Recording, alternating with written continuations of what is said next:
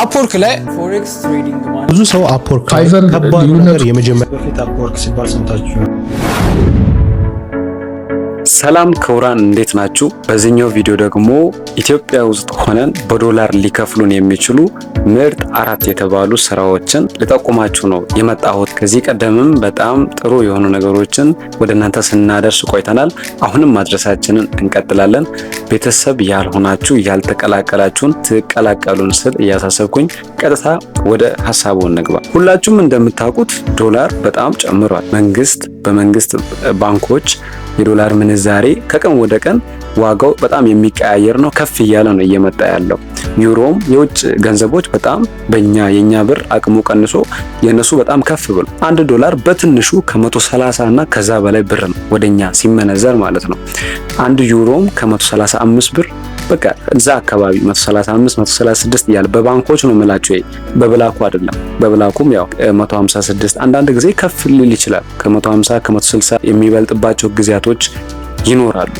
እናም ይህንን እያወቀ የውጭ ገንዘብ የሚያገኝ ሰው ወይም ደግሞ የውጭ ስራ የሚሰራ ሰው በውጭ የሚከፈለው በዶላር የሚከፈለው በዩሮ የሚከፈለው ሰው አስባችሁታል ምን ያህል ገንዘብ ሊሰራ እንደሚችል? ኢትዮጵያ ውስጥ ብዙ ሊሆን አይገባም። የግዴታ ብዙ ዶላር ብዙ ሺህ ዶላሮች ምናምን ሊሆኑ አይገባም።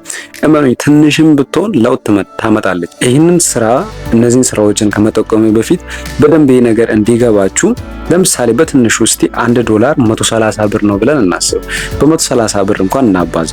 አንድ ሰው ኢትዮጵያ ውስጥ ቁጭ ብሎ በወር $100 መስራት ብችል በባንክ እንኳን ቢገባለት በንግድ ባንክ ምናምን በቀላሉ ቢገባለት $100 በ130 ብናባዛት 13000 ብር ነው የምትመጣው። እስቲ አሁን ላይ ኔት ሳላሪ 13000 ብር የሚከፈላቸው ስንት ሰዎች አሉ ኢትዮጵያ ውስጥ? ወይም ደግሞ ምን አይነት ስራ ነው ኔት ሳላሪው 13000 ብር የሚመጣው? በኤክስፒሪየንስ ምናምን ከዛ በላይ አሉ ብዙ ብር የሚከፈላቸው ባለሙያዎች አሉ። ጥቅሙን ምናምን ግን እስቲ ጥርት ያለች ደሞዝ በፍሬሽ ሊሆን ይችላል 1 አመት ወይ 2 አመት አገልግሎ 13000 ብር የሚከፈላቸው ሰዎች ስንቶች ናቸው?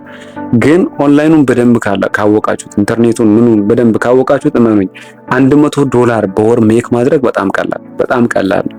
አንተ ሜክ ታደርጋለህ ወይ የሚል ጥያቄ ሊነሳ ይችላል። ስለራሴ ለማውራት አይደለም የመጣሁት። ግን $100 ሜክ ማድረግ ብንችል እንኳን በወር ከ13000 ብር በላይ ሜክ ማድረግ እንችላለን በወር $100 ከሰራ እና እነዚህ በዶላር የሚከፍሉን ወይም በዶላር ሊከፍሉን የሚችሉ ዌብሳይቶች እነምንድን ናቸው ወይም ስራዎች ምን አይነት ናቸው የሚለውን ነገር በቅደም ተከተል የምናግራችሁ። ከአራተኛው እንጀምር። የመጀመሪያው በተለይ በጣም ምርጥ የሚባለው ስራ ነው። ስለዚህ ከአራተኛው ልጀምር። እስከ መጨረሻው ድረስ ይህንን ቪዲዮ ማየታችሁን እንዳትረሱ። ስለዚህ ከአራተኛው እንጀምር። ቴክ ኤንድ ሶፍትዌር ነው ያስቀመጥኩላችሁ። ቴክ ኤንድ ሶፍትዌር ይሄ ማለት ሶፍትዌር ዴቨሎፐር የሆናችሁ ሰዎች የተለያዩ ፕላትፎርሞች አሉ የእናንተን ሶፍትዌር ሰዎች የሚገዙባቸው ዴቨሎፐሮች፣ የተለያዩ ነገሮችን ዴቨሎፕ የምታደርጉ ማለት ነው። ይሄ እውቀቱ ያላችሁ ተምራችሁም ሊሆን ይችላል፣ በተለያዩ ሙያዎች ሰልጠናችሁም ሊሆን ይችላል። ሶፍትዌር ዴቨሎፕመንት የቻላችሁ ሰዎች ለእናንተ ይሄ ዶላር የሚያስገኝ ነው። እዚሁ ሆናችሁ ዶላር ማግኘት ትችላላችሁ። የተለያዩ ትንንሽም ሆነ ትልልቅ ድርጅቶች ሶፍትዌሮችን ዌብሳይቶችን ገንብታችሁ ዴቨሎፕ አድርጋችሁ ገንዘብ ማግኘት ትችላላችሁ። ስለዚህ ቴክኖሎጂ ኤንድ ሶፍትዌር ዴቨሎፕመንት አራተኛው ነው ማለት ነው፣ ገንዘብ ዶላር ሊያስገኝ የሚችል። ሶስተኛው አብዛኞቻችሁ ስለዚህ ሰምታችሁ ሊሆን ይችላል፣ ፎሬክስ ትሬዲንግ። ፎሬክስ ትሬዲንግ ምንድነው የሚለውን ነገር መጀመሪያ ማወቅ ያስፈልጋል፣ መማር ያስፈልጋል በደንብ። ፎሬክስ በጣም ስካም ያለበት ቦታ ነው። በነገራችን ላይ በጣም ልትበሉ ትችላላችሁ። አንዳንድ ልጆች አሉ በትንሽ ዶላር ይጀምሩና ወዲያው ነው የሚበሉት። እኔ የማውቃቸው ሰዎች አሉ በትንሽ ጀምሮ ወዲያው የሚበሉ ማለት ነው። ፎሬክስን ከመጀመራችሁ በፊት እኔ አድቫይስ ማድረጋችሁ በደንብ ስለዛ ነገር እውቀት ይኖራችሁ። ስካመሮችን ምናምን ዲቴክት የምታረጉበት የምትለዩበት እንዴት ፍላክቹዌት እንደሚያደርግ ምናምን መጀመሪያ በደንብ እውቀቱ ይኖራችሁ። ከዛ በኋላ ፎሬክስ መጀመር ትችላላችሁ። ፎሬክስ ሶስተኛው ነው ማለት ነው መኒ ሜክ የምታረጉበት። ኢትዮጵያ ውስጥ ቁጭ ብላችሁ በጣም ብዙ ዶላር ማግኘት ትችላላችሁ ፎሬክስ ላይ ከቀናላችሁና ስኬታማ የሆነ ስራ ከሰራችሁ ፎሬክስ ላይ በጣም ብዙ ዶላር ማግኘት ትችላላችሁ። ያ ዶላር ወደ ኢትዮጵያ ሲመነዘር በቃ ላይፋችሁ ነው የሚቀየረው ማለት። ሁለተኛው ዩቲዩብ ኮንቴንት ክሬተር መሆን ነው። ኮንቴንት ክሬት አሁን እኔ እንደምሰራው የምትሰሩትን ነገር እዛ ላይ ሼር ማድረግ ያላችሁን ነገር ዩቲዩብ ላይ ሼር አድርጋችሁ ዩቲዩብ ሞኔታይዝድ ሲሆን በዶላር ነው የሚከፍላችሁ ወይም ደግሞ በዩሮ ነው የሚከፍላችሁ። አሁን የኛው ቻናሌ ለምሳሌ በዩሮ ነው ያደረኩት። ሶ ብሩ ትንሽም ቢሆን ቢገባ ወደ ኢትዮጵያ ሲመነዘር ለውጥ አለው ማለት ነው። ወይም ደግሞ ትልቅ ዲፈረንስ ነው። እዛ ጋር 100 ዩሮ እንኳን ብትሰሩ ወደ ኢትዮጵያ ሲመጣ በቃ። ስለዚህ ኢትዮጵያ ውስጥ ቁጭ ብላችሁ በቀላሉ ገንዘብ ማግኘት ከምትችሉባቸው ነገሮች አንዱ ነው ዩቲዩብ። በጣም ያስገኛል። ብዙ ዩቲዩበሮች አሉ። ብዙ ይሄንን ቪዲዮ እያያችሁ ያላችሁ ዩቲዩበሮች ልትኖሩ ትችላላችሁ፣ ወይም ደግሞ ዩቲዩብ ለመጀመሪያ ያሰባችሁም ልትኖሩ ትችላላችሁ። ገንዘብ ያስገኛል። እዚሁ ቁጭ ብላችሁ ዶላር መስራት ትችላላችሁ። ሰው የሚያየውን ኮንቴንት ብዙ ሰዎች ሊጋሩት የሚችሉትን ብዙ ሰብስክራይበር ሊያመጣላችሁ የሚችለውን አይነት ኮንቴንት ከሰራ በእርግጠኝነት ታገኛላችሁ። ስለዚህ ሁለተኛ ደረጃ ላይ ያለው ዩቲዩብ ነው።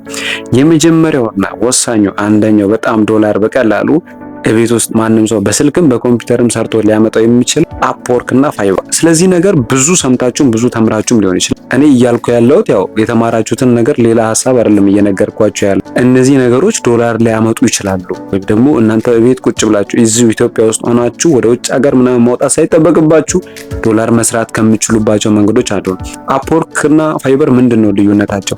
ሁለቱም ፍሪላንሰር ናቸው። ፍሪላንሰር ማለት ሰራተኛና አሰሪ የሚያገናኙ ፕላትፎርሞች ናቸው። እዛ ላይ ሄዳችሁ እናንተ ስኪል ካላችሁ በተለይ የሚፈለጉ ስኪሎች እነዚህ ቪዲዮ ኤዲቲንግ፣ ሎጎ ዲዛይን፣ ፎቶ ኤዲቲንግ፣ የተለያዩ አኒሜሽን መስራት ምናምን ከቻላችሁ እዛ ላይ የእናንተን ስኪል አይቶ የእናንተን ፖርትፎሊዮ አይቶ ይቀበሏችሁና ከዛን ከስራ እንደዛ አይነት ስራ ማሰራት ከሚፈልጉ ሰዎች ጋር አገናኝቶ በዛ መልኩ ለእናንተ ገንዘብ ወይም ዶላር የምታገኙበት ፕላትፎርሞች ናቸው ሁለቱም ማለት ነው። አፕወርክም ፋይበርም። ግን የአፕወርክ እና የፋይበር ልዩነታቸውን ብዙ ሰው የተረዳ አይመስለኝም። አፕወርክ ምንድነው የሚያደርገው መሰላችሁ? አፕወርክ አንደኛ ስኪል ቤዝድ ነው። ያላችሁን ስኪል ታሳያላችሁ። ከዛን ስራ የምታገኙት በራሳችሁ ጥረት ነው። ወይም ደግሞ ከአሰሪው ጋር አሰሪው የእናንተን ፖርትፎሊዮ አይቶ ከዛም በኋላ ያንን ነገር ከወደደው በኋላ ነው እናንተን ሃይር የሚያደርጋችሁ ማለት ነው አፕወርክ ላይ። እንዲሁም ደግሞ ፕራይሲንጉ ራሱን ስናይ አፕወርክ ላይ አንድ ስራ ካገኛችሁ በኋላ በአግሪመንት ነው የሚሆነው ስምምነታችሁ። ሰውየው ሊያሰራ የፈለገ ሰው እኔ ይሄን ያህል ከፍላለሁ ይላል፣ እናንተ ደግሞ ይሄን ያህል ታስቀምጣላችሁ። ከዛ በዛ መሰረት ነው የምትስማሙት ማለት ነው። ፋይበር ላይ ግን ፊክስድ የሆኑ ነገሮች የሚበዙበት ነው ፋይበር ላይ ማለት ነው። ከአፕወርክ ላይ የት የሚያደርገው ፊክስድ ናቸው አብዛኞቹ ፕራይሶች። ለምሳሌ ፍሪላንሰሩ ምን ያደርጋል? የሆነ ነገር ሰርቶ ያስቀምጣል። ከዛ በኋላ እዛ ላይ ሄዶ የሚሰራው ሰው ወይም ደግሞ ያንን ስራ ለማሰራት የፈለገው ሰው ከዛ ውስጥ መርጦ የትኛው ነው ከኔ ጋር የሚሄደው ወይም ደግሞ ከበጀቴ ጋር ከያዝኩት ነገር ጋር የሚሄደው የትኛው ነው ብሎ ይመርጣል። እና ሁለቱም ማነሰም በዛም አፕወርክ ላይም ተሳካላችሁ፣ ፋይበር ላይም ተሳካላችሁ። የትም ፍጪው ዱቄቱን አምጪው እንደሚባለው ምንም በዛኛውም በዚህኛውም ተሳክቶ ዶላር መምጣቱ ነው ዋናው ነገር ለኛ የሚጠቅመን። እኛ ኢትዮጵያ ውስጥ ያለን ወጣቶች የምሬን ነው የምላችሁ የውጭ ስራዎችን ኦንላይን ነገሮችን ምናምን አውቀን ዶላር ብናስገባ ወደ ራሳችን ወደ ባንክ አካውንታችን ዶላር ቢገባ በጣም ተጠቃሚ እንሆናለን። እና እነዚህ ነገሮች በደንብ ለማወቅና ለመማር ሞክሩ። እኛም የቻልነውን ያገኘናቸውን ኢንፎርሜሽኖች በሙሉ እዚህ ቻናል ላይ ለእናንተ ሼር እናደርጋችኋለን። ቀጣይ በተሻለ ቪዲዮ ደግሞ እስከምንገናኝ መልካም ጊዜ ይሆንላችሁ። ሃቭ ናይስ ታይም። ቤተሰብ መሆን እንዳትረሱ።